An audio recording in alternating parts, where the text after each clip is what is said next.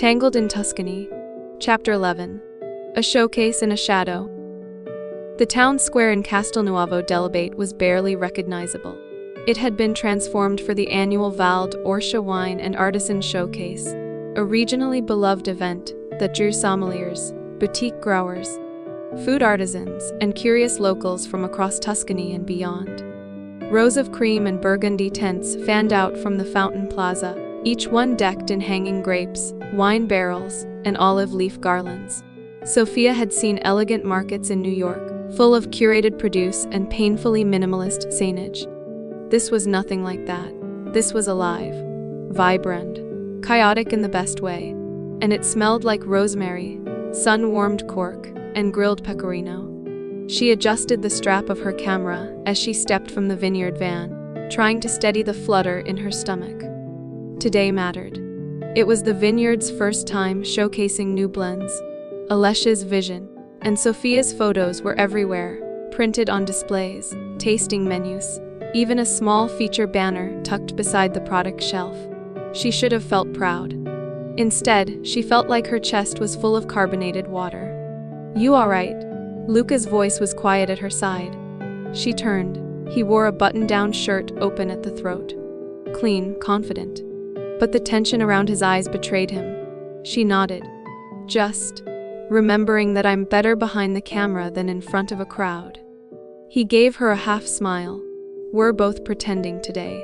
They walked toward the exhibit together, a few paces behind Chiara and Matteo, who were already joking with someone near the truffle stall. Alessia had gone ahead to meet the regional wine council rep. Sophia caught Luca looking at her more than once, but he didn't say anything else. They'd been better since the fire. Closer, calmer, but also unfinished. That night on the couch still echoed in the quiet spaces between them. Their booth was simple, elegant, and, Sophia admitted, striking. Her photo of the vineyard at dusk stretched across the top banner, with smaller portraits of workers and vines woven into the tasting menus. Luca nodded slowly as he took it all in. "You made it look like magic. I just captured what's already there." He looked at her, and his voice dropped.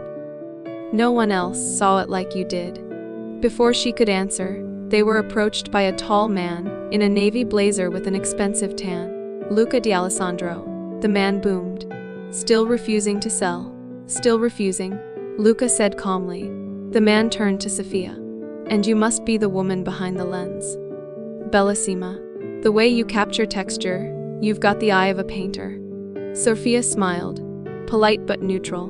"Thank you." Luca stepped subtly closer. "Enzo Valenti," he said for her benefit, "owner of Terra Rossa Estates. He's been circling our property for 2 years. I admire the land," Enzo said smoothly. "And the company it keeps." Sophia opened her mouth, but before she could speak, another voice chimed in.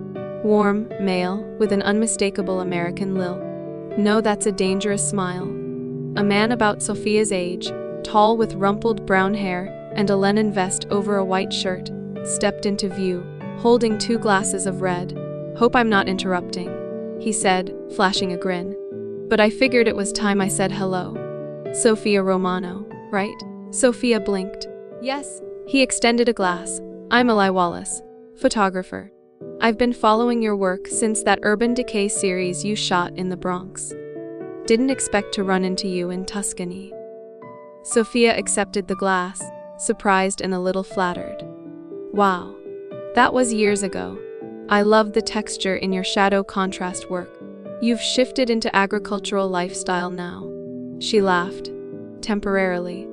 The vineyard is the story I'm telling right now. Well, it's beautiful.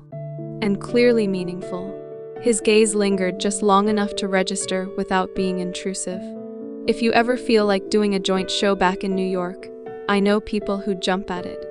Sophia smiled. "Thanks. I'll think about it." From beside her, Luca's silence deepened. When Sophia glanced over, he was staring out toward the cypress line, with a jaw tight enough to chew stone. The showcase stretched into afternoon. Visitors passed through in waves. Tourists, wine reps, culinary bloggers. Sophia floated between the booth and the crowd, her camera in hand, capturing detail shots. A child reaching for a grape cluster, an old couple clinking glasses, Alessia animated mid-story. Ely appeared once more, this time catching her just before the local media interview began.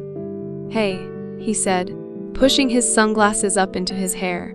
"Didn't mean to make things awkward earlier. Your vineyard guy looked like he wanted to murder me." Sophia raised an eyebrow. "He's just protective." "I figured," Ely said gently.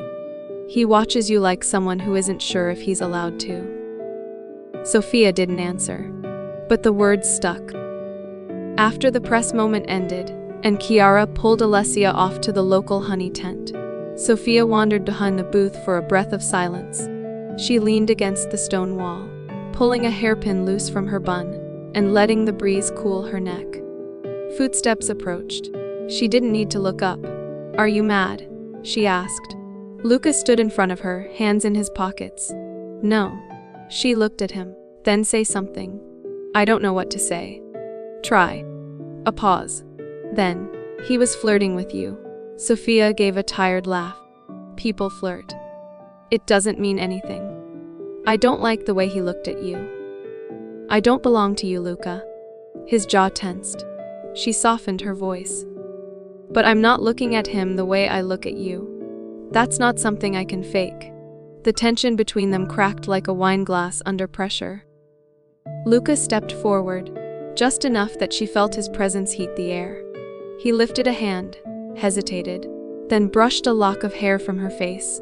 "You undo me," he murmured. Sophia's breath caught. "I don't know how to do this," he continued. "Public things. Possibility. But I know when someone matters. And you," his voice dropped.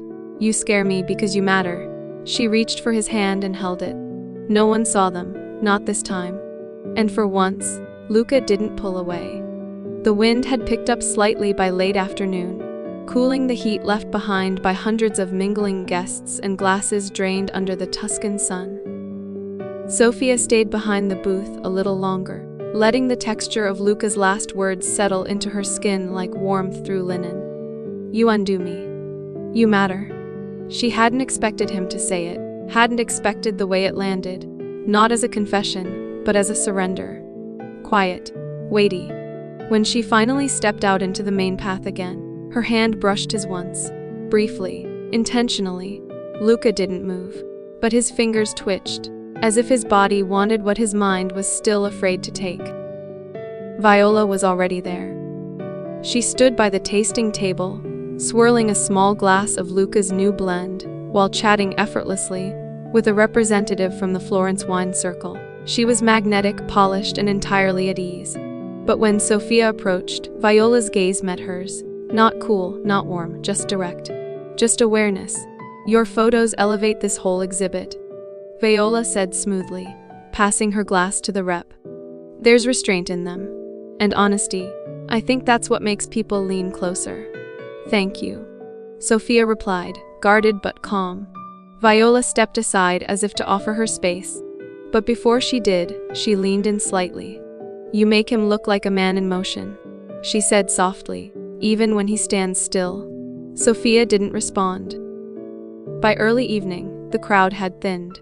The sun dipped low, washing the stone buildings in soft amber and violet. The warm hum of music spilled from a trio of street musicians near the fountain. Light accordion, mandolin, a voice humming something old and lilting. Sophia found herself wandering toward the edge of the square, near a quiet vine-draped alley behind the vendors' stalls. She needed space to breathe, to think, to remember how not to fall all at once. She stepped into the shadows to adjust her camera strap when she heard footsteps behind her. She turned, slowly. Luca. He didn't speak, just looked at her. The air between them tightened. Then he stepped forward, closer than he'd ever dared in public, and leaned in until his hand rested lightly on the wall beside her head. "Sophia." His voice was low, not rushed, just waited. She met his eyes. "Tell me this isn't just a moment." He didn't answer with words. Instead, his other hand rose, hesitated, then brushed her cheek, trailing downward until it cupped the side of her neck. Sophia let her eyes fall closed. His breath was warm, She could feel it near her lips. The space between them was thin enough to slip a heartbeat through. And yet, he didn't kiss her. Not yet. "Everything about you makes me forget who I'm trying to be," he said against her ear. "And remember who I want to become." She opened her eyes slowly. "You're not the only one scared." He pressed his forehead to hers, his voice strained. "Then let's be scared. But not apart." She leaned into him. His hand slid to the curve of her waist. Not possessive, just grounding. She didn't stop him. She didn't want to. Their lips almost met. The kind of near that tremble with the weight of restraint. But just as their bodies found rhythm in that closeness, a burst of laughter rang from behind the corner. Someone from the event committee. They both froze. Luca stepped back first. His face was flushed, but his voice remained steady. "Not here." Sophia nodded once, heart racing. No. But it wasn't rejection. It was promise deferred. Later, as the event wound down, and the vineyard group loaded up the van, Sophia found herself leaning against the passenger door, watching the last of the light disappear over the horizon. Luca approached in silence. He didn't touch her, but he didn't keep distance either. After a moment, he said quietly, "When I told you this vineyard needed someone to see it differently, I didn't realize I meant me, too." Sophia looked up. "Then what do you see now?" His eyes didn't leave hers. "Something that matters more than soil." They stood like that, between noise and quiet, between knowing and not yet, until Alessia called from across the square that they were ready to leave. Luca reached for the passenger door, then hesitated. "You should ride up front," he said. "I want to be able to look over and know you're still here." The ride back was dark and still, with only the hum of tires on gravel and Chiara snoring softly in the back seat. Sophia didn't sleep. She sat upright, hands folded, replaying every breath from the alley, every word Luca hadn't said and every one he had. When the van pulled into the vineyard, and the others drifted off toward their quarters, Luca walked her toward the guest house in silence. At the top step, he paused. She turned to face him. "I meant what I said," he murmured. She touched his chest, light, fingertips only. "Then show me. Just not all at once." He reached out and tucked a strand of hair behind her ear. "I won't rush it," he whispered, "but I won't run anymore either." And then, for the second time that day, he leaned in. This time, he kissed her, soft, sure, slow, no crowd, no shadow, just them. And for once, the fear didn't win.